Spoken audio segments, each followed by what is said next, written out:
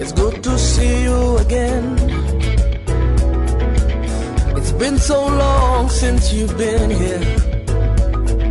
I'm so glad to be here this morning. It's Monday, the 11th of September 2023.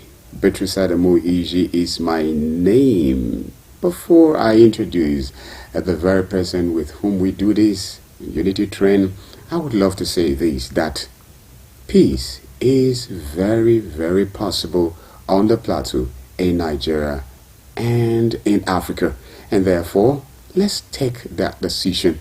Let's walk towards having a peaceful moment all through our lifetime. Thank you so much once again for joining us on Unity 93.3 FM Unity Train as the program. Don't forget, I told you my name. I said I'm Beatrice Adamu Easy, but of course, if it's okay by you, can just call me Kobe and I'll be just fine. I have in the studio this morning Mr. Shaibu Doro. Thank you, Colby. I love your Ariel outfit with the cap to match as usual. Although it's not Friday, but I think it's a fine outfit, isn't it? I love it. Good morning, viewer and listener. Thank you for staying tuned to Unity TV and FM. We look forward to an interesting interface as usual. It's a beautiful Monday morning, and you're welcome. Yes, of course. Talking about my outfits, you caused a lot of people last week when you made reference to what I was putting on. Yeah. You know, somebody came into the facility here and was like, Mr. Shabo was saying you're looking good, and I thought I would be seeing you in Bobariga. I said, okay. Well, it doesn't have to take an Bobariga to look good, right? Whatever thing you wear, as long as it looks good, I think it looks good, and we must compliment. Sure, thank you very much, Doro. Most schools are resuming today, and with the issue on ground, hardships and all that. Unity Train preparatory segment, we've begun receiving calls already, for government to look into subsidizing education so that children can still go back to school as it is. I think that is very instructive. Could be the economic conditions are not palatable at the moment, and parents have too much on their plates, and children have to resume school. I do understand that even in higher institutions there are students who are already, dropping out, who are already quitting, as a result of inability. And you will agree with me, Kobe, most of the young men that you have in higher institutions are actually self-sponsored. And most of them are self-sponsored.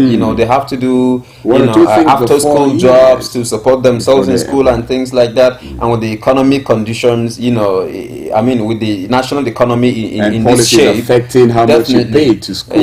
With the national economy in this shape, apparently it's not really a funny one for such students and things like that. So it's pathetic that some of them have decided to quit and things, and that's why we call on kind-spirited individuals to see what they can do to come to the rescue. It's heartbreaking, could be, to have to drop out of school in year 1 or year 2 simply because of inability to afford certain charges and things like that. If you're blessed and there's a neighbor or two that you can help and things like that, why not? I think it will be kind to actually do that. I think I have a good news this morning. Okay, wow. So will you like to share that with me before, or you would like to? Let's begin with the good news. That's fine. The good news is one of the headlines that we have on the national dailies, and this one is coming from The Nation.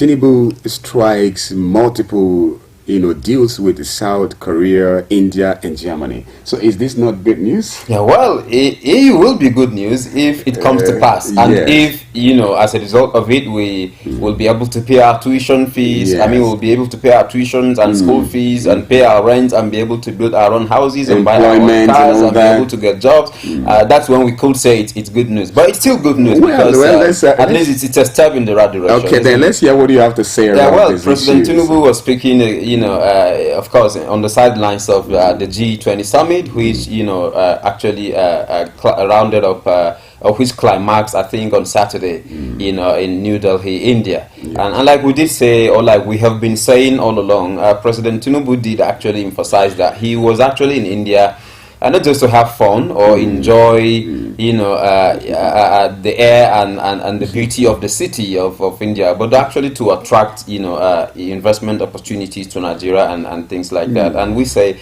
that is actually quite commendable. Yes. So in the closing, you know, session on Saturday, he did, you know, actually notify Nigerians and the world as well that he has succeeded in, you know, striking investment deals with India and Germany and of course South Korea. This is it, and of course we say, you know, that's quite commendable. It's a step in the right direction if it will come to pass. This is the issue, and of course could be, like we have always said, this country is in dire need of such you know, such interventions, such economic interventions. You can't be talking about, you know, an economic development without foreign direct investment and things like that, because at the end of the day, you know, countries are already, you know, interwoven, right? Economic conditions are interwoven, so the economic development or the economic well-being of one country depends, you know, certainly on another country and things like that. So countries actually have to do business with each other and all of that, and for a country, a Nigerian economy that is actually, you know, struggling, you know, for an economy that is dwindling, for an economy that is actually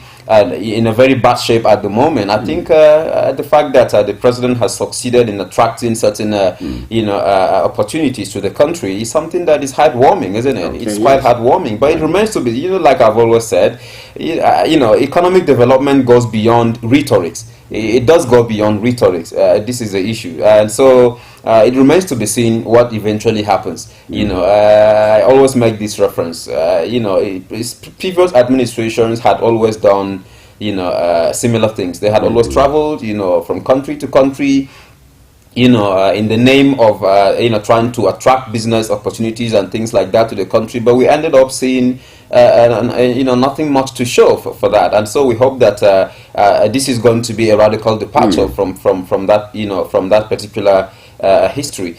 This is it. But of course, we also must say this could be. You see, India, for example, is a country that is actually, you know, on the world map for very interesting reasons. Yes, this is the issue. I was about to say that I can't wait to hear you begin to say what we expect from South Korea and India and all of that. Germany, yes. I mean, I did mention on Friday. I did mention on Friday that President Tinubu actually had a chat with Prakash Hinduja, chairman of Hinduja Groups, who actually promised to see, you know, what he could do to, you know, set up automobile companies in Nigeria and things like that. This is the issue, and of course, like I was trying to say, India is one country that has actually, you know, I think made giant strides as far as economic development is concerned. And of course, it's a country that has, considering her population, considering even her political history, it's a country that also, you know, was under colonialism for quite a while before, of course, the likes of Mahatma Gandhi, you know, actually, tried to dislodge the colonial authority and actually fight for the country's independence and things like that. This is the issue. But you see, my problem with Nigeria is that we don't seem to have done much with the independence that we have gotten since 1960. There are other countries, even within Africa, there are countries that were under the same, you know, colonial, colonial regimes and all of that. But you know, after independence, they have managed to make giant strides economy-wise and things like that. But Nigeria is still, there are piecemeal issues here and there, but we were still, you know, it's still a far cry from what it should actually be as far as Nigeria's economic development is concerned. So we look forward to what happens. Now, India, you know, as we speak, I think India's GDP is about $3.39 trillion as at March 2023, which, as projected by economists, could actually rise to $3.75 trillion by December 2023. It is the fourth in the world, but 2025 it could actually move to, you know, a third. Right, it is the fifth in the world at the moment, but by 2025, it is possible that, I mean, if it continues on this trajectory, it could actually move to maybe fourth by 2025 and maybe third by 2027. So you can actually see, you know, how fast, you know, India's economy is actually growing. And of course, talking about South Korea, I mean, South Korea at the moment is actually the fourth largest economy in the whole of Asia, right? This is the issue. And of course, Germany Germany is Europe's largest economy at the moment. And so I think that we've hit the right targets, right? These are actually the right countries to do business with. Okay. This is the issue. But at the end of the day, could be again, I think that there are systemic issues that we actually do need to address. Because when you talk about attracting, investment opportunities and things like that, the question that I am always tempted to ask is, what have we even done with the ones that are already within? This is the issue, because we've got a number of countries doing businesses in Nigeria, right? What has the country done to extract maximum economic benefits from these countries? You understand, this is the issue, because and I think you and I all know this. I mean, you and I, and of course our viewer and listener, all know this. There have been allegations of economic malpractices on the part of certain countries that are doing business in Nigeria and all of that. For example, of course, and according to reports and what we've been able to gather and observe over the years, sometimes some of them deliberately decide to evade tax payment and things like that. You understand, billions of naira goes down the drain as a result of these things. What has the country done to make sure such situations are actually reversed? That's number one.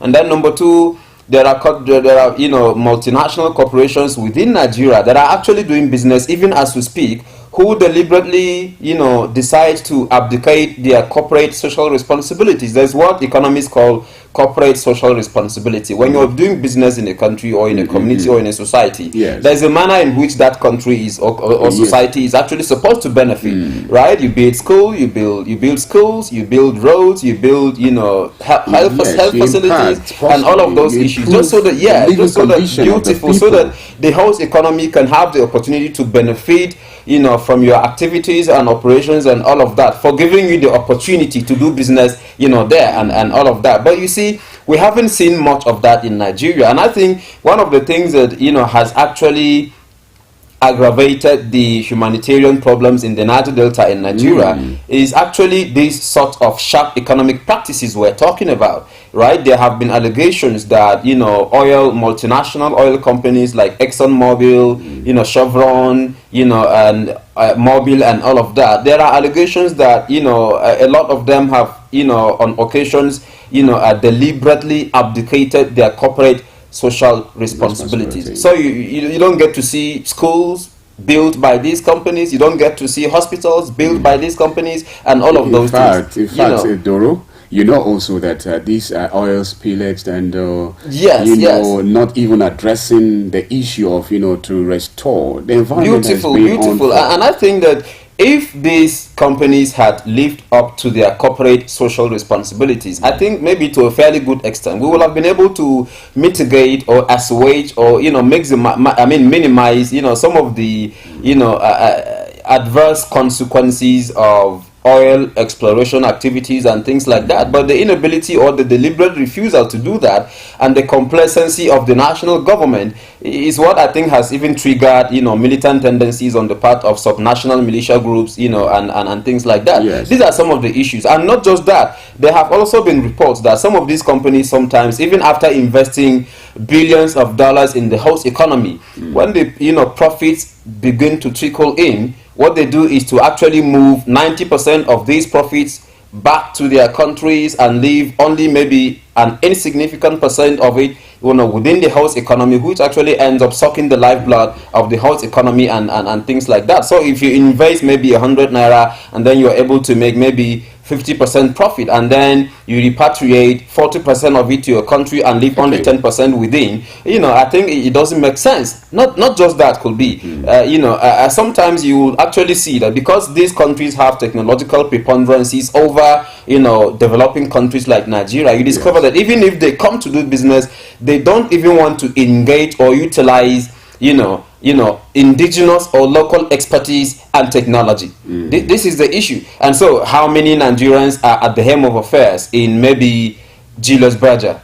How many Nigerians are at the helm of affairs, in ExxonMobil or Chevron or Shell or Mobil and all of these things. And so it is heartwarming. We are saying this against the backdrop of the good news, like you call it, that like I call it, like we all do call it, and like we hope it's going to be. Turns out to be. We're saying this against the backdrop of this story that President Tinubu has succeeded in striking deals with some of these big countries and things like. So if eventually these countries are coming to do business, we would love to see a situation where they are able to live up to their corporate social responsibilities. We'd like to see because at the end of the day, when you're doing business in a country, you don't act on your own terms. You act on the terms of the host national government. You don't just do what you want to do. You do what the host country wants you to do, because at the end of the day, you are attracting these investments in the interest of the economic well-being of your citizens. This is the issue, and you can see how some of these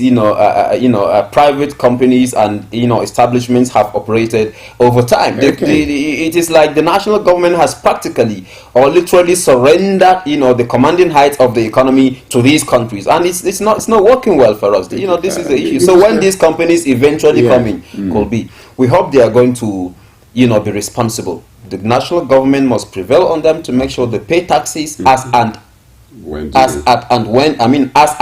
due. Number one. Number two, the national government must prevail on them to live up to their corporate social responsibilities. Number three, they must be compelled to actually dance to the tune of the national government and not the other way around, so that at the end of the day we are able to extract maximum strategic benefit from some of these thanks very much, ventures. Mr. Doro. And that is also to say that the government, the federal government, would do the needful to ensure security, because security is one aspect of we've always said that. So, we've always said that. We believe that the federal government would do the needful to providing the enabling environment for businesses to thrive. And again, you cannot do away with issues of we don't see unity amongst politicians, like so to say, where opposition parties are considered to be political adversaries. And so maybe this will lead us to the next headline, which says Vanguard says accept ruling, support Tinubu, APC chieftains tells Obi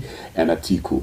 I see this also as one of, if we will see moments where our politicians from other political parties, supporting that which is leading at the moment, national unity and other giant economic advancement and achievement will be recorded anytime soon. You're right, Kobli. You're absolutely right. I think at the end of the day, the national project, right, the well-being, the economic development of the country, the political development of the country, the social well-being of the country should actually be everybody's priority, and all of that. And even when political parties engage each other, exchange banters and all of that, at the end of the day, I think it should actually be that, in the interest, in the best interest of the country, and all of that. And I think that is what we see, even in advanced climes. You cannot rule out or wish away, political rivalry or opposition. In fact, in a liberal democracy, you can be talking about political development or democracy and all of that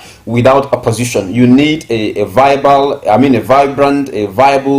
a very effective, opposition. Because at the end of the day, the government, the political party in power, is also susceptible to, shortcomings here and there. This is the issue. So if you've got a vibrant opposition, it actually keeps you in check, and all of that. That is why experts would always say that one of the features of civil order is actually the presence of is actually the toleration of official opposition. Official opposition is what we are now talking about. Political parties actually listening to and tolerating each other. It is not everything the PDP says that is nonsense. There are things the PDP tells the APC that actually make sense. And if only the APC would actually look into those issues and take them into cognizance, it could actually help, drive the national agenda and things like that. And it's not everything the APC tells the PDP that is actually nonsense. This is the issue. I think in this part of the world, we probably have, given this whole concept of political opposition an entirely different meaning and definition. That is why we see what we see. You see politicians engaging each other in salacious insults and things like that, which is not what we want to see. In developed climes, when parties engage each other in this manner, the idea is, the motive is to ensure that, the aspirations, the wishes, the choices, the hopes of, the citizens are not actually undermined or truncated. This is the issue. But here you discover that political parties do some of the things they do, in order to maybe promote some vested interest and all of that. And so I think it will be a good thing if, for example, Atiku Abubakar of the PDP and Peter Obi of the Labour Party would sheathe their sword and extend the olive brand to the APC in the interest of the country. But it remains to be seen, because like I've always maintained, accepting defeat in this part of the world could be, I think, is the most difficult thing to do for a politician, especially given the, first of all, the zero-sum nature of the political culture here in Nigeria. The winner takes all disposition of the political culture. You understand, and of course, the seemingly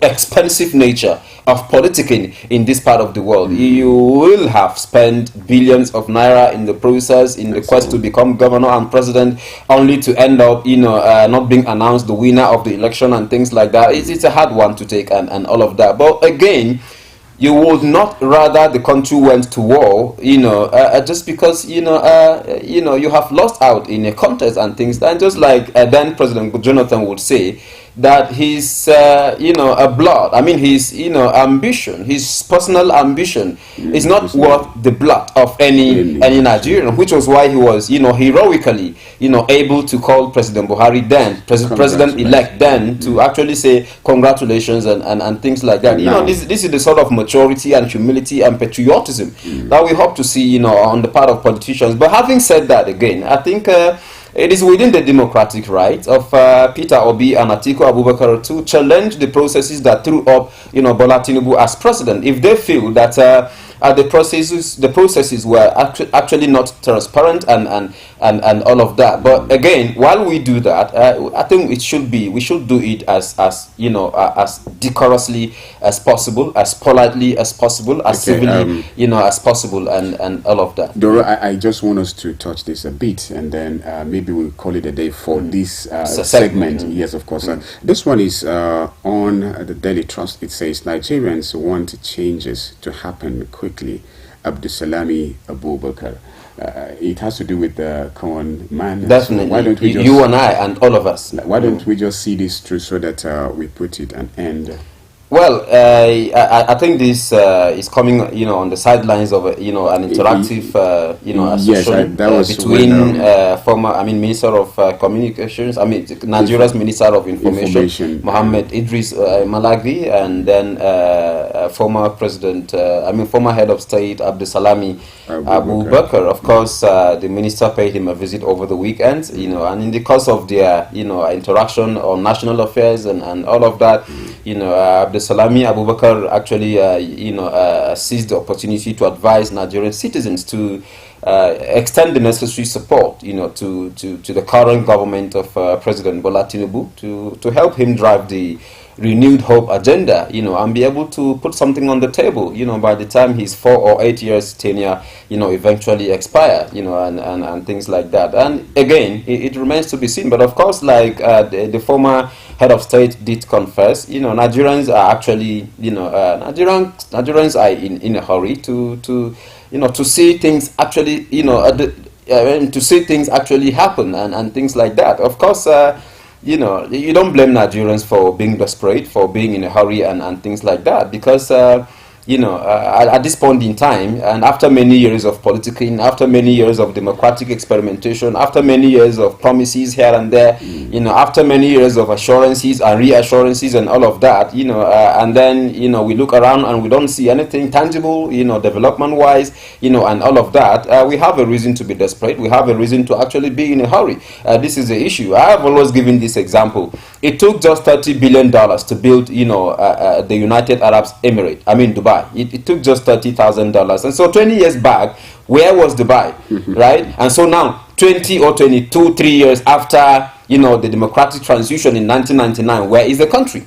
This is the issue. So you see, I think this is the whole idea, and that is also why citizens can't wait to see, the system actually start working and things like that. Because at the moment, sincerely speaking, the system isn't just working. The system is not delivering the goods, right? Those who have been entrusted with the responsibility of managing the system have actually punched below their weights. They have fallen drastically short, of this minimum requirement on the part of citizens. Nigerians are not asking for too much. If they can have roads and affordable and clean water, affordable and standard government schools, clean water, you understand, a stable power supply and just a minimum life and things like that. I mean, this is just what Nigerians actually do need. But you see, because over time we haven't had that, because over time we've not been able to maximally engage the advantages or opportunities conferred on us by the democratic system and all of that. We seem to be cycling around the same mountain like the biblical Israelites and things like that. So I think like Abubakar did say, we will remain patient, and I think we have been as patient as we can be, haven't we? I think we have. This is the issue, but then of course while we remain patient and cooperate and make the necessary sacrifices on our part of the citizenry, we want the government to be able to play its own part of the game too, to be able to discharge its own part of the responsibility. Okay, thank you very much, Doro. Of course, our viewer and our listener, the system is not working as expected. That is to say, everybody, we have to come together, put our hands together, our heads together, do the needful so that it will start working as expected. We have come to the end of this segment. We'll go on a short break. When we come back, it continues again. So stay tuned and be with us. Thank you. Mr. Politician, it's good to see you again. It's been so long since you've been here. You had me thinking you were dead. How's your taxpayer mansion? How was your...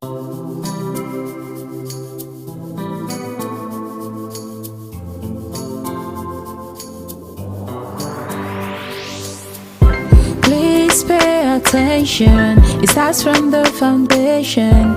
Everybody needs somebody. Everybody needs some love. You turn a blind eye and care nothing less. Say it's just business, all about the money. You are so unbothered as long as they pay. Say it's just business, all about the money. They're on a fast lane, but you've got business to run. So you look away the other way. It concerns you. It kill love, it kill dreams. It land people for jail. War against drug abuse.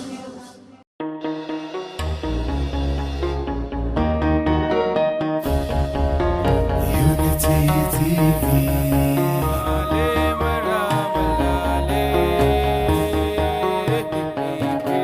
Stay tuned to Unity 93.3 FM and TV, and it's so glad to have you be there with us. Beatrice Adamoyiji is my name, could be if you like, and in the studio of Unity 93.3 FM this morning. Don't forget, it's Monday the 11th of September 2023. It has been Mr. Shaibu Doro in the studio, an in-house analyst and a political scientist.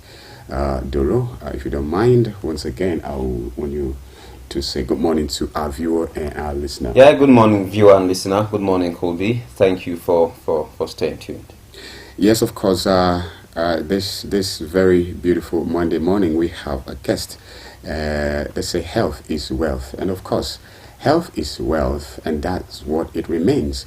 And so, but in a case where health, which is said to be wealth, to some extent, some individual, find ways to truncate the efforts to have it, being wealth that we say, then it calls out for attentions, and we go all out to make sure that it stops. And today in the studio of Unity 93.3 FM and TV, we have a guest. I'm talking about Professor Ahmed M. Asabo, from College of Medicine, University of Jos. He's a friend of this very studio. This is not the first time he's here. And of course, we'll let him talk, on issues surrounding health delivery in Jos North, matters arising. And so we'll just begin by letting Prof to say good morning, and then just tell us what it has to do with, health delivery. Good morning. Good morning, everyone. Good morning, Shuaibu Doro, Yes. and our gracious host. Thank you, sir. Yes, health is wealth. Though the larger or more in-depth meaning of health is much more than just being devoid of disease. That's what the World Health Organization said. Health is not just the absence of disease or infirmity, but even in the presence of those diseases and infirmity, when someone is physically, mentally, psychologically, and socially, even spiritually okay, then we say that person is healthy. So it's not like you have zero disease, that means health. No, that is not. So it's a work in progress all the time. When you say someone is healthy, in progress, I love it. You almost always have to maintain your health. Now, I love this idea that was brought by Professor Olukoya Ransom Kuti late during the IBP regime. He was the one that introduced the idea of primary health care, meaning the system. It was a global system. We just adapted it. Okay. It's a system meant to bring health care delivery closest to the people. So it is meant to be affordable, available, and accessible. It's just within wards. You don't have to travel far to get to your primary healthcare center. And at the center of this idea of primary healthcare is the fact that community will be involved. And this has to be cheap. Even there is a home visit program embedded into the primary healthcare. It is the most friendly kind of primary healthcare. If you remember the history of medicine, especially in England, doctors used to visit people at home. Now people go to hospitals and they have to wait endlessly for doctors. So what has changed, doctor? What they are saying, the lack of investment, Okay. and the fact that the patient-doctor ratio is astronomically bad. Okay. So that is the main reason, actually. So, but in those days, doctors visit people At home. At home. We didn't enjoy this as a country, even though we're colonized by England. Who probably have experienced that. Yes, and they still dream of going back to the good old days when doctors visit that. But the primary health care has the home visit project embedded within it. I think it would have been very beautiful if it had been followed through to a logical conclusion. It is not being practiced. But Professor, at this juncture, how possible or feasible or practicable is that? Because in hospitals you've got equipment and all of that. At home you don't have that. How workable is it? It is. It has been done before. It's not like new things coming out of the blues. It has been practiced. You see, the primary health care handle the basic problem, the diseases that may not require heavy equipment, that may not require heavy investigations. These are everyday problems that people suffer. Or if people are old and bedridden, home visit is a good thing for them, rather for them to struggle on the way to go and have a visit in a hospital. So it is feasible, it is practicable. That's the issue. It has been done before, but it goes through the referral system. Primary healthcare, the most basic, closest to the people, and it's meant to be affordable and accessible. Now, the secondary healthcare delivery part is when you are referred from the primary healthcare. When the problem is more advanced, you refer to use the referral system to refer to a secondary healthcare, like PLATEAU Hospital. Is secondary, and there are many other specialist hospitals. Could be. Now, once you get there and they try, and probably it needs more attention, then you can transfer to a tertiary. These are the teaching hospital. the ultra specialist centers, health centers, could then handle the issue. That is the basic design. It's not like everyone that has headache and catarrh runs to jute. That is a misuse of the facilities that we have. You go to your primary health care.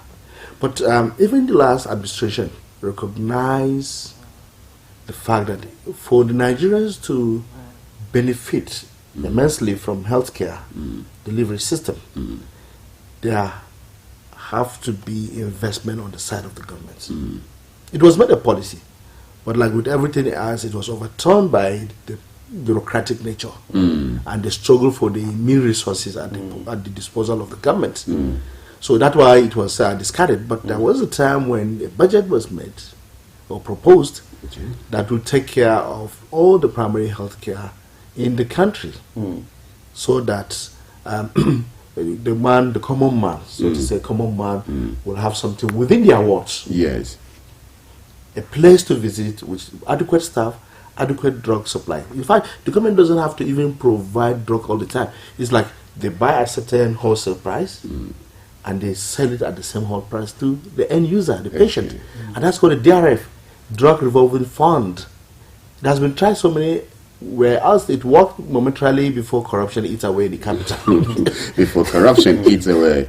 So it has been a recurrent dismal in our journey as a nation. Corruption, and misappropriation of resources. Okay, Prof, you've been talking about making the primary healthcare services or delivery accessible and affordable, sir.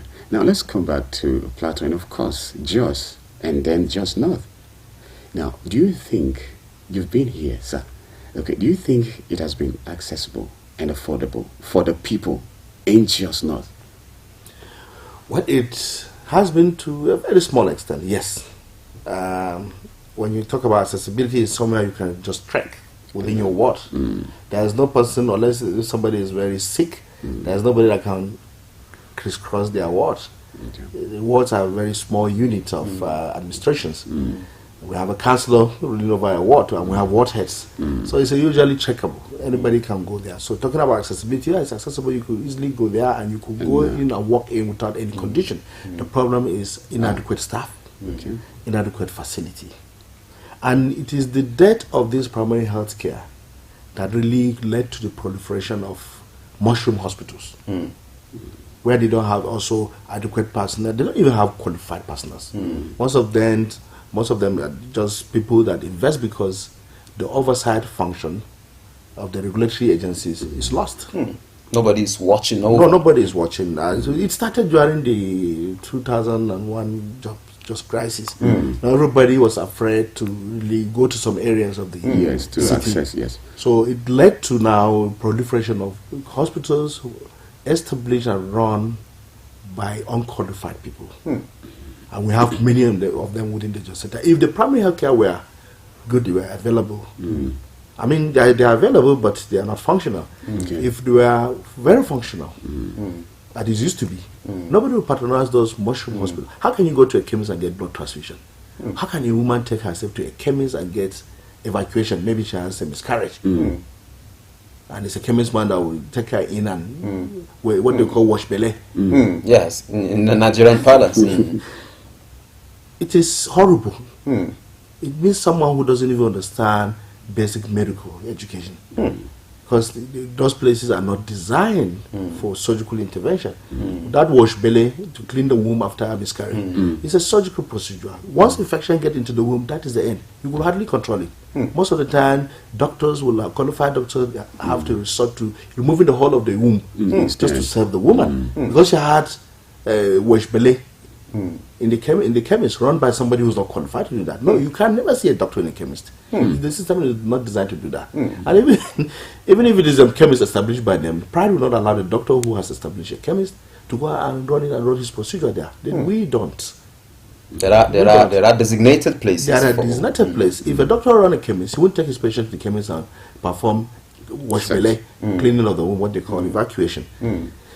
So this is what we have in Jos North because of the loss of oversight function. Unless this problem is fixed, we're going to continue with problems here and there. And unless the primary health care are empowered reinvigorated, we're still going to have people patronizing quack hospitals and quack personnel. Personnel. I mean, those mushroom hospitals, as they are called, really do more harm than damage. We have this culture.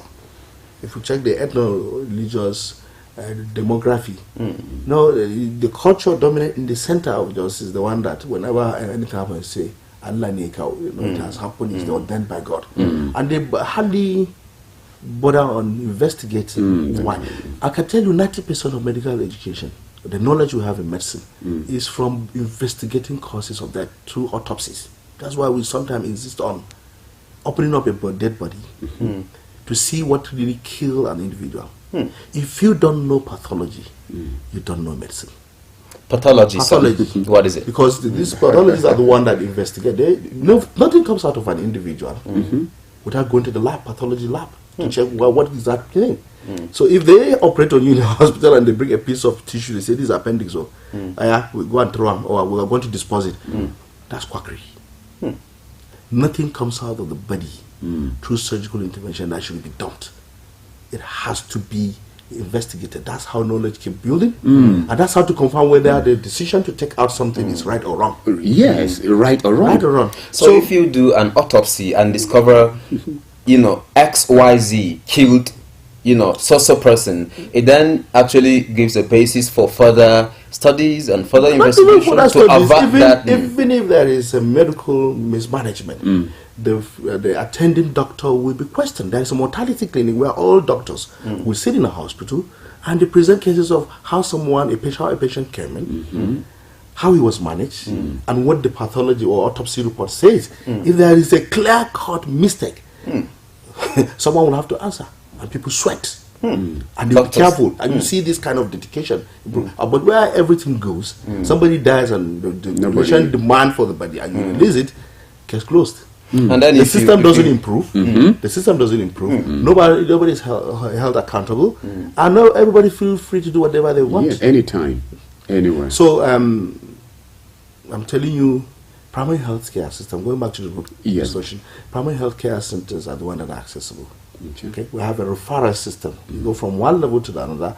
We owe it to ourselves and to our citizens to improve this. The last administration break that promise, but I think somebody, no matter how bad an administration is, you may have some people that are reasonable. It was introduced, but it doesn't have the backing of the cabinets, the powerful people around the chief executive of the country, and so it dies a natural death.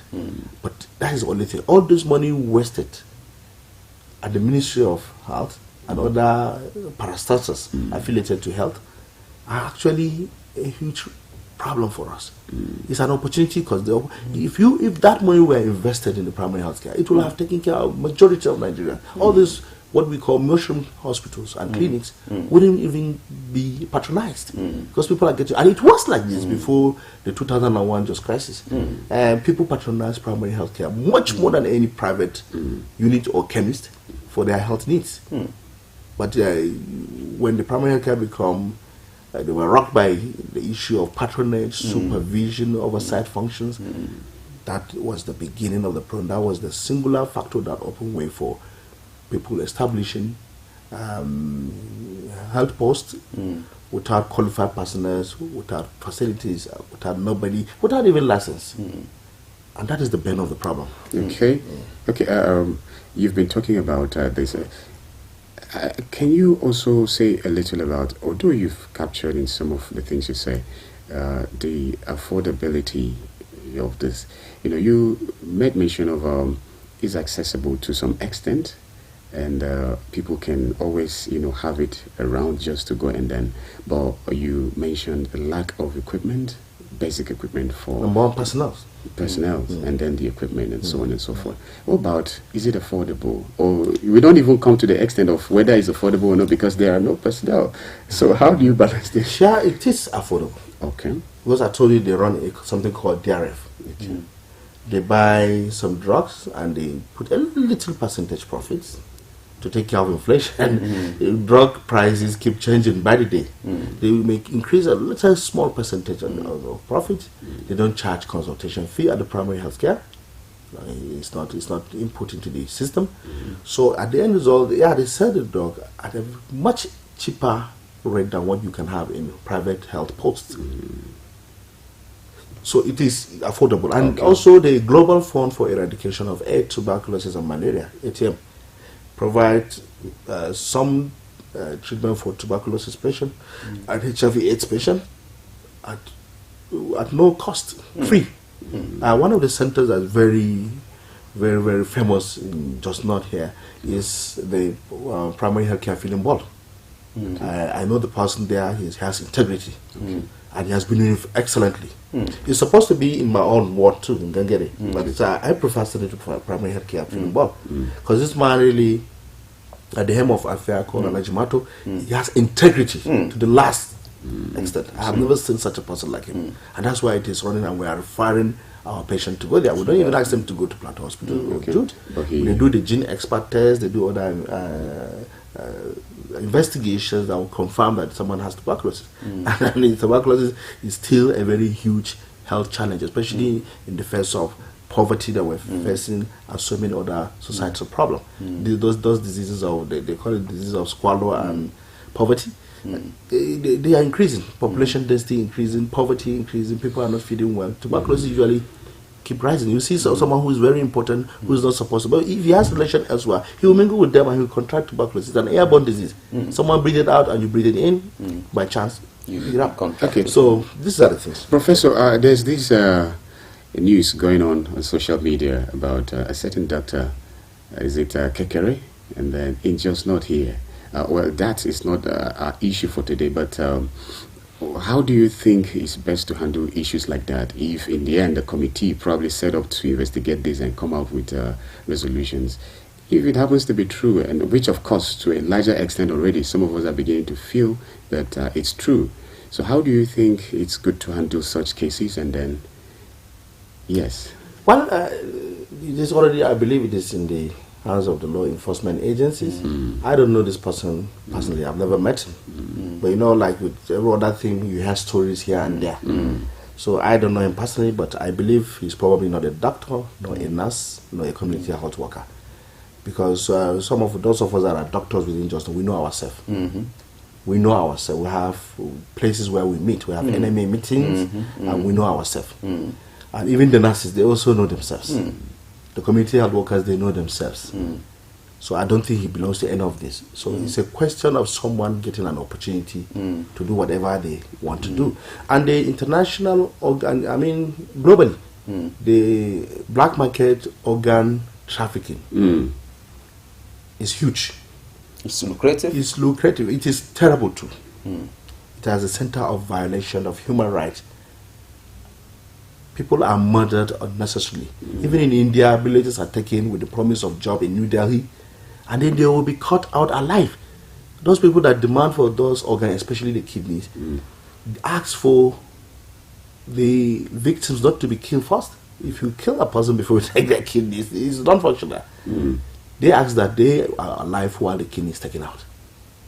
And it is scientifically so. So we have videos that are videos circulating in social media where people were tied, gagged so that they can't cry out, and cut, abdomen cut. You see everything in the abdomen until they get to the kidney and pick them out. I'm tempted so it's there. If you check the social media, you see. And we have none. I can tell you, I have seen big people in this country from Abuja that had their organs stolen. There was this letter from the former Minister of Health, Professor Isaac Oluwole, that he wrote to the President of the Nigerian Medical Association that the Egyptian authority and Nigerian authorities are investigating 41 cases. That's just the tip of the iceberg. Of kidney, 41 cases of kidney theft in Egypt. Whoever can pay and go to Egypt, pay for flight, accommodation, and how the hospital to have surgery, and unknown to them their kidneys are stolen, must be a big guy. It's not even a common person. But it's a global problem. It is done in India, it is done in Egypt, and many other places whereby money change hands, where medical tourism are involved. The government doesn't get involved in medical tourism. It's a private sector. And you have no idea. Once our site function is lost, when Nigerians, for example, Nigerians chose to be stupid, you go to a foreign country without a referral letter from a doctor saying you have kidneys intact, You just need cardiac catheterization to open blood circulation in the heart. That's your problem.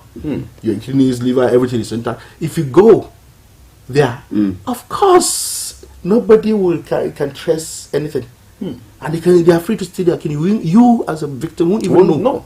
Because you didn't get a referral. Nigerians are in the habit of bashing their own doctors. They think they are making their own doctors in the foreign land feeling happy and giving them better treatment. No, our doctors don't know anything. That's why we're here.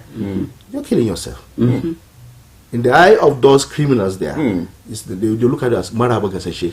You're welcome, the roasted one.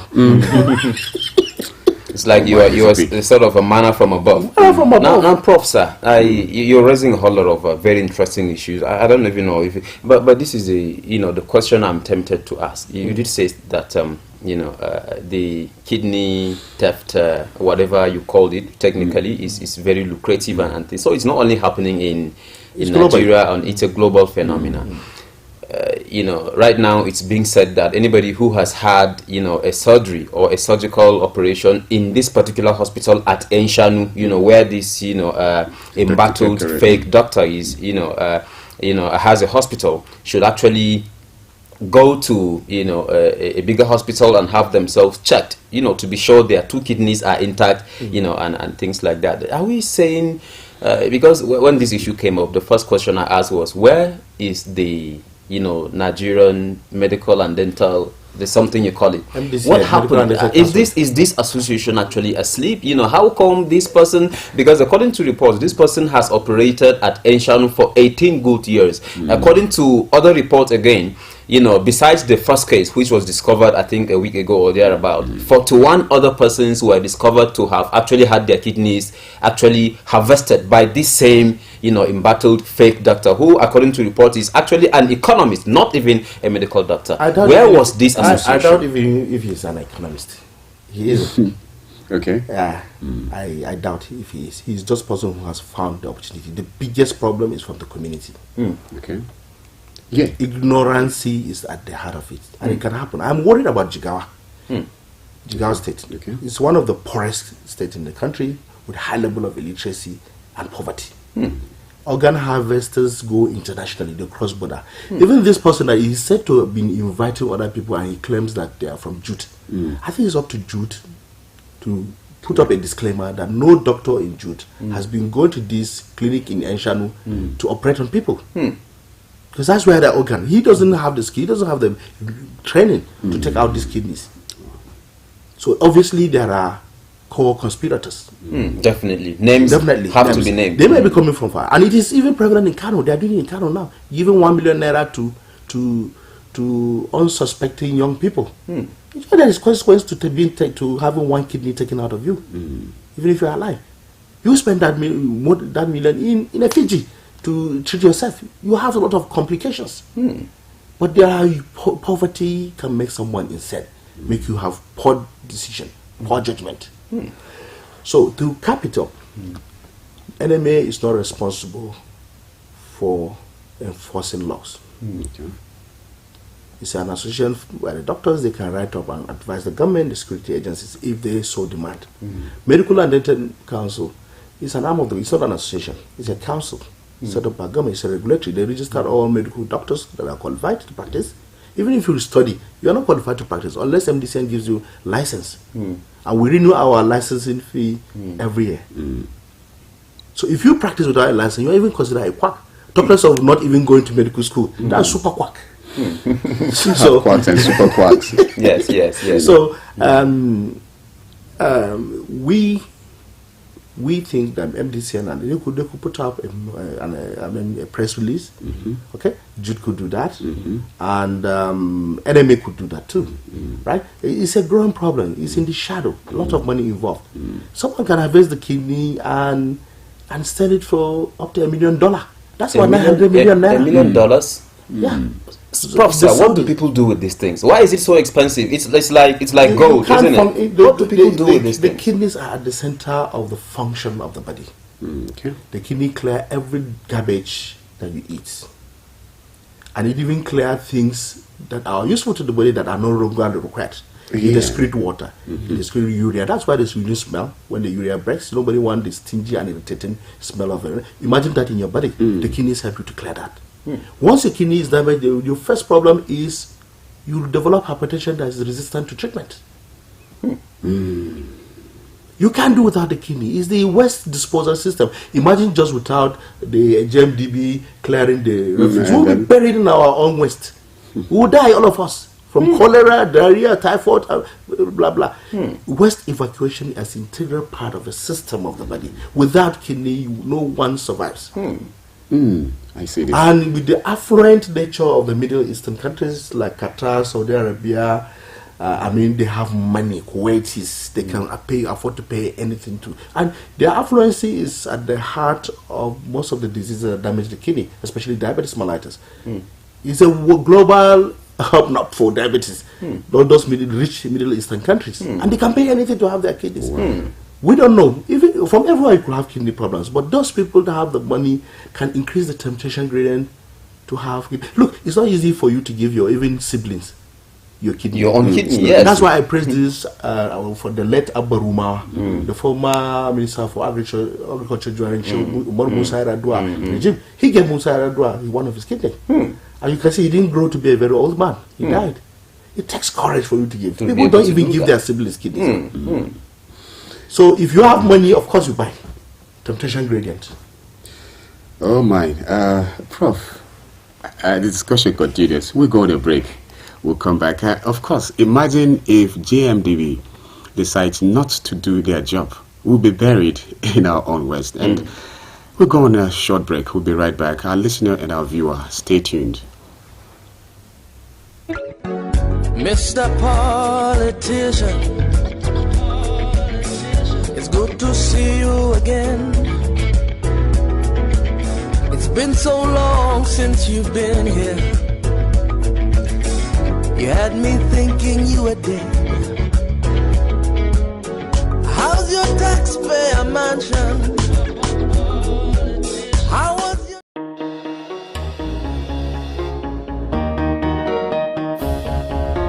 Unity TV?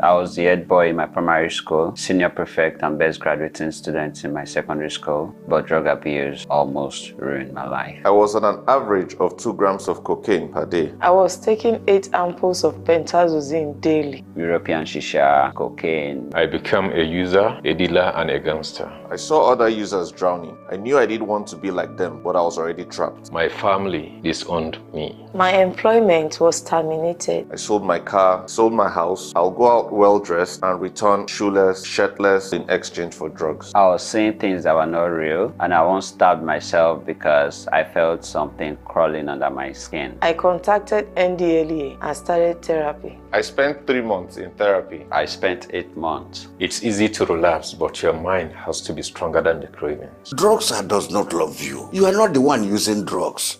Drugs are the one using you. Say no to drug abuse.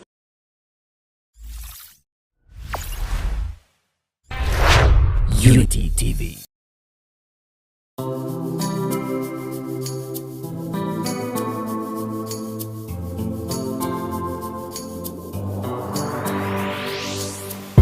Please pay attention. It starts from the foundation. Everybody needs somebody. You turn a blind eye and care nothing less. Say it's just business, all about the money. You are so unbothered as long as they pay. Say it's just business, all about the money. You know they're on a fast lane, but you've got business to run. So you look away the other way. It concerns you. It kill love, it kill dreams. It land people for jail. War against drug abuse. Mr. Politician, it's good to see you again. Fine. Thank you so much for staying tuned to Unity 93.3 FM and of course Unity TV. Beatrice Adamuiji remains my name. And in the studio it has been Mr. Shaibu Duru, in-house analyst and political scientist. And again I have Professor Ahmad M. Sabo. We've been talking issues that has to do with organs and kidney, to be precise. Health delivery and all of those. And so now, why I'm so particular about this kidney thing is because I want us to just give Professor some 5 minutes to just wrap up everything he has to tell us about it. Actually, before we are on air again, we were talking behind that I thought this kidney harvest and stealing kidneys and other human parts, it's just a Nigerian problem, but I'm beginning to understand that it's a global thing there to say. And so I will just let Professor to just tell us everything that he would love to tell us maybe in 5 minutes or thereabout, before we put on the studio line so that you too will call and then we hear your own side of the gist. Prof, back to you. Well, to cap it up, people should be wary of the health of their kidneys, because once the kidney is damaged, every other things go bad. The system of pumping blood and circulating blood, with what we call the cardiovascular system, will be damaged. Heart problems, hypertensive crisis that cannot be resolved easily, because the kidney is damaged. That's what we call secondary hypertension. The kidney is so central and important to the body to the extent that it's better to have one good kidney than 1.5 kidney. It defies the law of mathematics. You think 1.5 is better than 1? No, ordinarily we think so. But the kidney function or the status of the kidney is such that one good kidney is better than one kidney that is good and a half that is good, meaning the other half is bad. Because the other half that is problematic will keep giving more problems that can kill our individual. So that is one to tell you. And the kidney is involved in formation of blood. People may not know that. If someone has damaged kidney, they keep having problems with formation of blood, because it secretes hormones like erythropoietin that help you to maintain a healthy amount of blood in your system. Secondly, it is also important for you to have strong bones and teeth, because it activates vitamin D. Apart from sunshine, that does the first activation. That's why we call vitamin D for good bones and teeth, to prevent rickets in children, this ball leg, K-leg. That's the sunshine does a huge thing first. First activation of vitamin D. Then the kidney does the last one. The forming vitamin D3 that will help you to absorb calcium. Calcium is like the cement to the bones and teeth. That's how you maintain healthy bones and teeth throughout your life. Otherwise, you won't be there. You can't have a skeletal system that will support your system. So that's it. So there are no lot of function of the kidney. It's just small organs, extremely important. You'd rather have one leg taken out than having one kidney taken out. Look at the size of the leg and or the lower limb. I would rather say the thigh and the leg. You compare the size. The size doesn't even matter when it comes to the kidney. It's extremely functional. So to cap it up, we should take a lot of water. People may have a lot of lower back pain. People assume that they have lifted something heavy and they have back pain. For me, in my own practice, I almost always check whether the kidney is okay. It's not just the bones and the tendons and the muscles in the back that can give you pain. Sometimes when you have kidney infection, pyelonephritis, or kidney stone, all these can give you lower back pain. And most of the time, people really form since that day I lifted that heavy bag of rice to my house. While it is actually kidney problem that will linger and get damaged. So health care for the kidneys is extremely important. I wonder why there is no International Kidney Day. There should be. I don't know whether it is there. Prof, you are advocating for that. Why don't we study it? Maybe there is, I don't know. But if there is not, we should be talking about taking a lot of water is a good thing. To tell your friend when they are busting that, I can take 2, 3, 4 days without taking water. Bad thing. People should take water so that they can maintain health of their kidney. Once the kidney is functional, you maintain good blood pressure, you form more blood, to be active and healthy. You also form more strong bones and teeth. And so many other functions, muscle function, function of the nervous system, they are all dependent on a good kidney working, giving you more calcium and all the things that are associated with that. Now, Prof, sir, and with Kulbi's permission, who is my Why boss not? here, Why not? I wouldn't want us to round up without mentioning this. You see, you have been emphatic. We have been a bit emphatic on, the primary healthcare delivery system, especially in Jos North and things like that. And there's this particular growing phenomena that has given me cause for concern. The training process, Prof, sir, the training or recruitment process for, let's say, health personnel.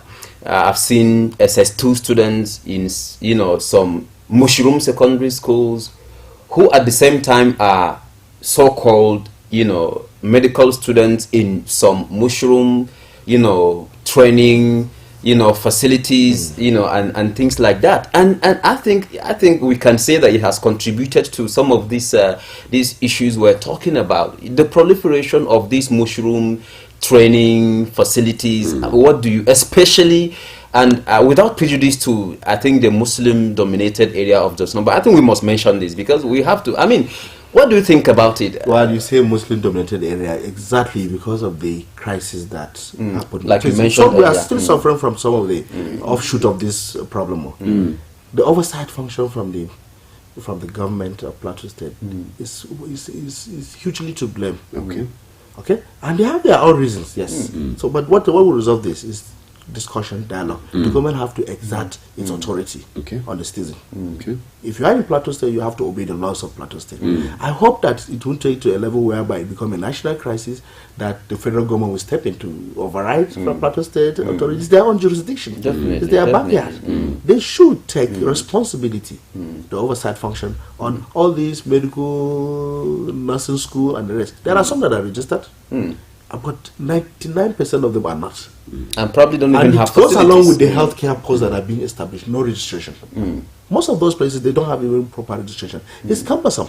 When I was establishing my clinic, I had to really invest in some other hospital, and the ownership was transferred to me.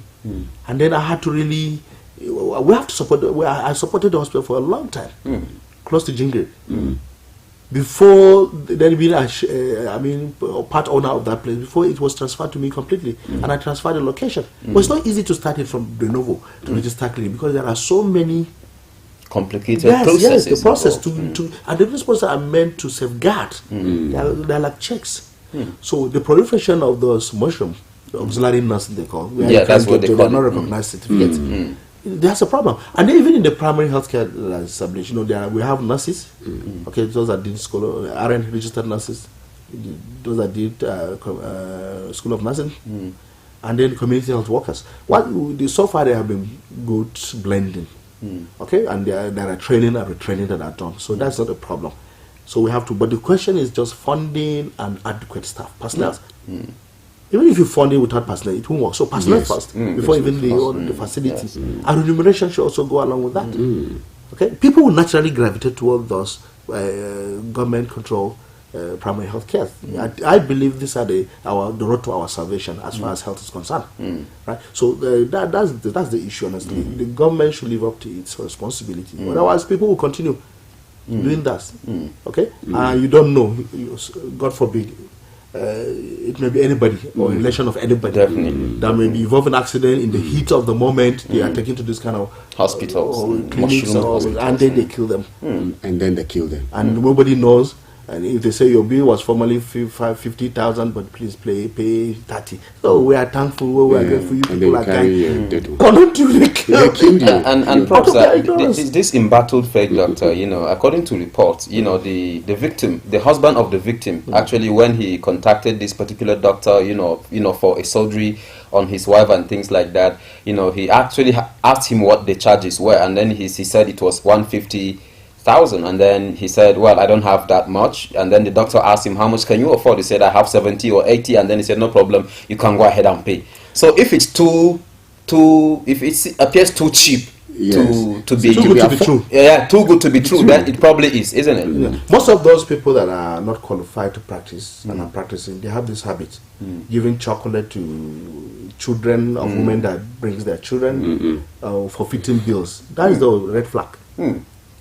That's the flag. No hospital negotiate. They may ask you to, okay, you can go to social philanthropists, we can do this thing for you for the time, but you have to pay everything. Because we are not going to downgrade the quality of the service we're going. And we are not charitable organization. Nobody brings, the government doesn't bring money to us. Well, how can we reduce the price? The hospital is not a charity organization. It's not a charity. They can say they can link you up to charity organization. Even Jude has welfare department. If you can't pay your bills, you can go there and request for help. So that is the way it is done. That's what we call integrity. But somebody on his own volition just saying, oh, your bill is 150,000, but you can just give whatever you want. Red flag. Danger sign. You have good sense. Danger sign. Red flag. Oh, thank you very much, our listener. Thank you so much for giving us all of your time to also cap up on the issue that we're discussing, health delivery in Just Not Matters Arising. Now it's time for you to begin to call, and then we hear from you. What's your take? You may join us on 070-3235-3315. That is the line, and you can also go live with us on YouTube and Facebook. Just go Unity Radio FM /TV Jos. You'll be live with us. Just tell us your name, where you're calling from, and then we hear your own side of this discussion. Our first caller this morning. Hello, good morning. Good morning.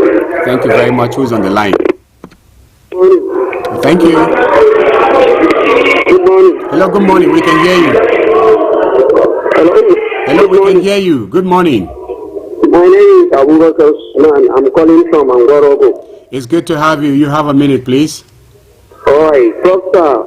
Good morning. Good morning. I was one your center, and what you said is absolutely nothing but the truth. Doctor, I would like to ask this question. Why all these things are happening within our domain? Especially this quack doctor, the so-called medical doctor. Why is it happening in our domain?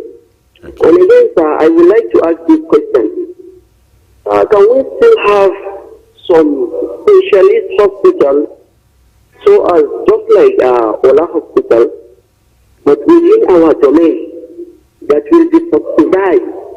Because we have so many medical doctors that graduated from different colleges, and these medical doctors are working elsewhere. So at least if we can have a forum in our domain, and we will have so many people, the rich ones that have money that can build the hospital. Thank you. Those doctors can also volunteer, as it is happening in like Set Alive. Thank you very much. Sir, I am feeling that we should have something like this in each and every community. Like here in Angorogo, we have our own forest. In Fendere, you have their own forest. In Ricos, in Asian, everywhere. So as we should come together. Oh, thank you very much. Because people are going to this man. You may need to round up your point. Some people cannot go to big facilities so that they will be high. Sorry. So we can have a hospital within our domain that is going to have qualified doctors.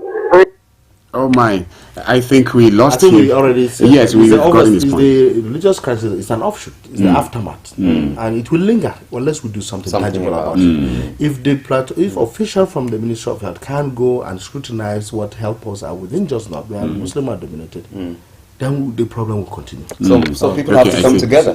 People have to come together. You see, we will see what we lost. Unity, we're helping each other. Yes, it's being paused anywhere, you as a medical person being paused anywhere independent of religious relation, the good old days would come. Okay, Prof, let's speak. Hello, good morning. Well, good morning, my brother. Thank you very much. My name is Comrade Patrick. Oh, thank you. I'm going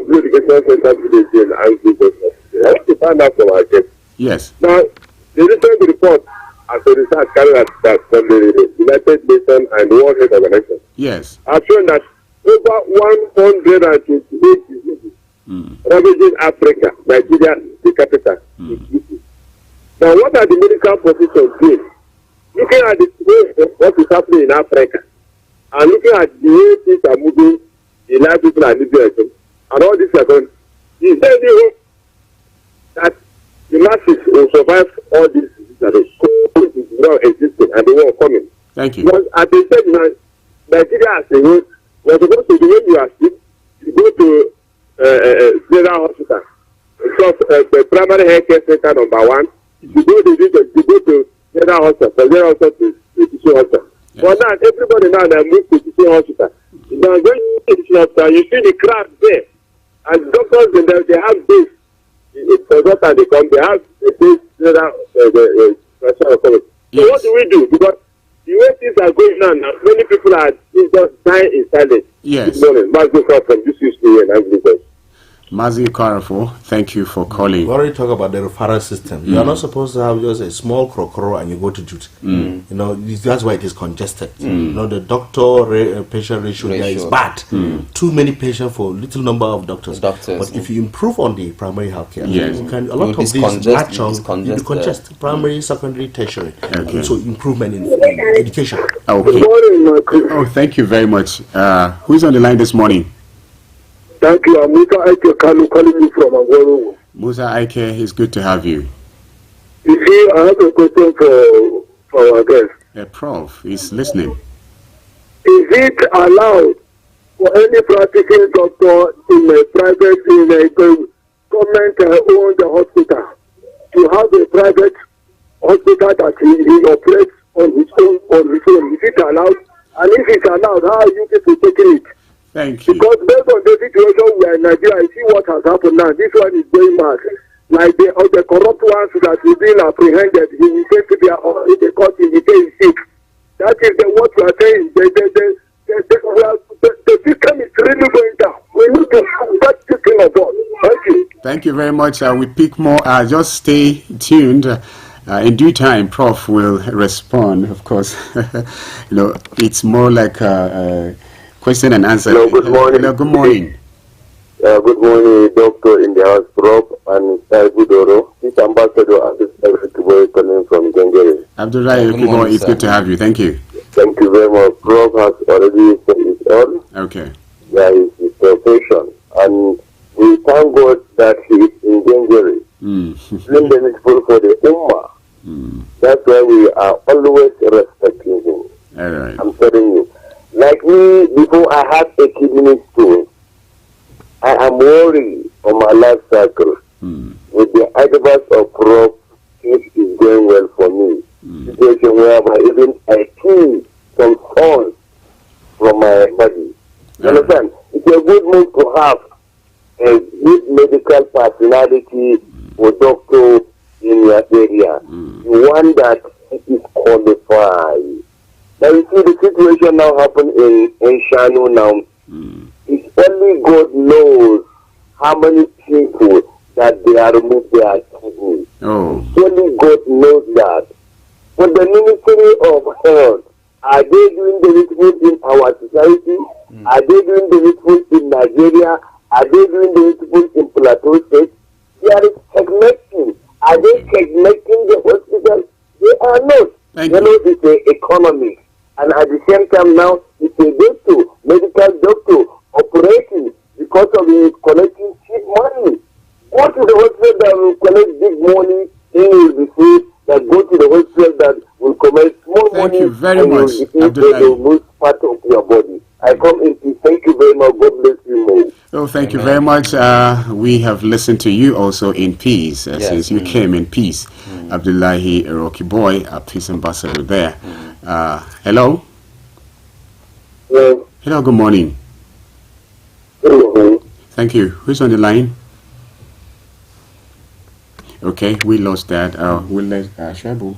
Okay. If you're there. Yeah, well, just a few messages here on the Facebook platform. Shoaibu Yusuf says, good morning, Unity FM. I wish you all the best. Thank you. Thank you. Sankira Marcus says, good morning, Unity Train. What the masses need from the government is not much. Security, enabling environment, electricity, that's what he calls it, power.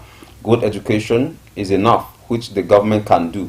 But corruption everywhere. May God give our leaders the political will. Amen. Charity Harley says, good morning, everyone, and kudos to you in the studio. Organ harvesting is a global issue, and I pity our elites that go on medical tourism without upgrading our healthcare system. Like Prof has said, our leaders should do something to revamp the healthcare sector, please. Great work. Thank you. Charity Harley, you are always there to send in messages. Ashok Bagun Francis says, good morning, gentlemen. It's another working day, and may Almighty God protect us and guide us against practicing evil and bless our state. Thank you. Aminu Abdullahi Shoaibu says, good morning, Colby and Shoaibu Doro. Thanks for the good analysis. My worry and concern this morning, the issue we have fake doctors and also unqualified hospitals. So I'm calling on government to investigate on these matters because it's not a small issue as he wrote it. Yeah. So I think at the moment, these are the few that we actually have. Okay, thank you. Hello, good morning. Hello, good morning. How are you doing? This is calling from Mazan. It's good to have you, Salisu. You have a minute, please. Good morning, yes. Thank you very much. About this matter of kidney, sir. Yes. I'm highly disappointed with the act of this very doctor. Okay. I respect that man very much because I respect him. I thought that he's very nice by looking, but it's very unfortunate. Somebody with that character in that field is very unfortunate because I was giving him all my trust. That's the problem with all we trust too much. Okay. But it's very unfortunate. Okay. And I hope all the doctors that have that very mind of his, let them retreat and return. Please. Maybe is not somebody that you will be neglecting and using his trust for own benefit. Thank you. So I hope the doctors that are doing certain will take an example from him to stop what they are doing. Thanks for calling. Thanks for calling. Doctor and Prof, we may let you to begin. Okay, let me quickly last. Honestly, I feel offended when he's addressed as a doctor because he's not. Okay. Please, people should stop calling him a doctor. Okay. That's why I say a huge part of the problem is the way the society were tricked to accept him. And this is not the first time that he had problem. Okay. But he always find his way out. And people call him God doctors because he does the only selling point. Being nice. It is not a duty for a doctor to be nice. Yeah, it's an additional value if a doctor can be nice. But he doesn't have to. He just needs to do his work with integrity and with knowledge. That's the duty of the doctor. Being nice, no, he doesn't have to be rude, but he doesn't even have to be nice. Yeah, it's bad for a doctor to be rude, but he doesn't have to be nice. As long as... So when the nice thing is too much, it's a red flag. Giving chocolate to children when women bring their children, or forfeiting medical bills, these are red flags. He doesn't have to be nice. And I would tell the public today that any person practicing as a doctor on court, and he cannot write a referral to Jos University Teaching Hospital and append their signature, is a quack. He has everything to hide. And that is because the Plateau State Ministry of Health is not doing their own oversight function. That is it. I said it is not the duty of Medical and Dental Council. They can give advice. They regulate their government agency. But prosecution of those who are, like if this guy that we're talking about,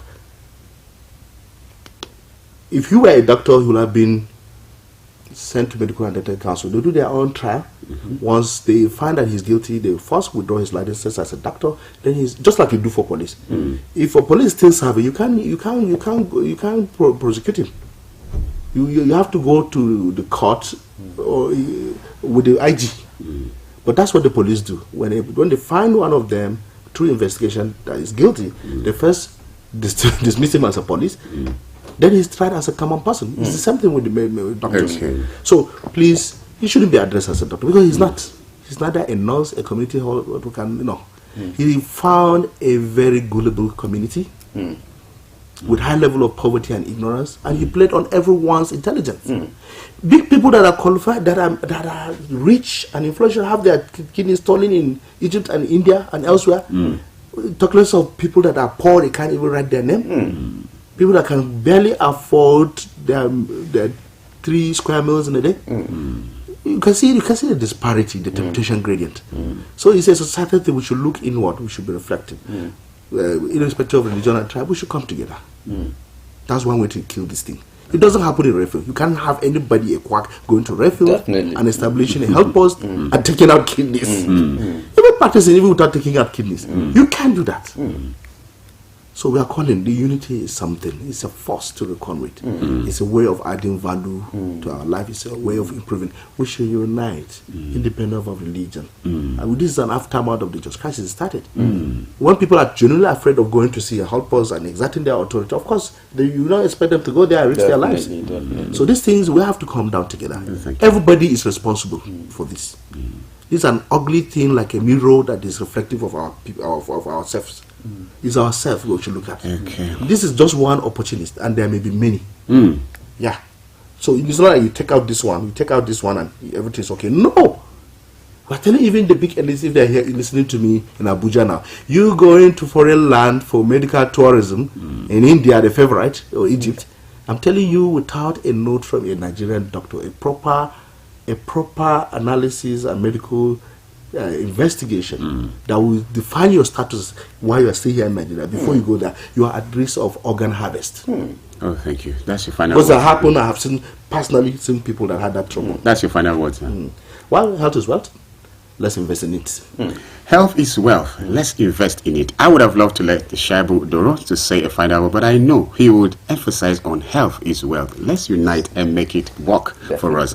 That's the end of today's edition of Unity Train. We hope to be here tomorrow for another interesting edition. Thank you for listening. Thank you for viewing. And do have yourself a lovely day. Bye-bye.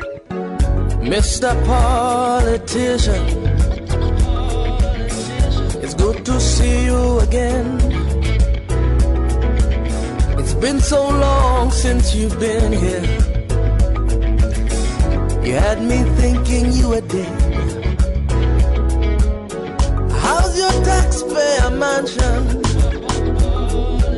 How was your...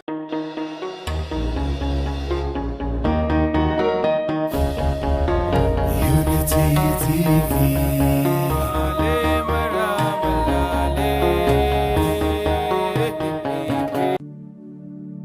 I was the head boy in my primary school, senior prefect and best graduating student in my secondary school, but drug abuse almost ruined my life. I was on an average of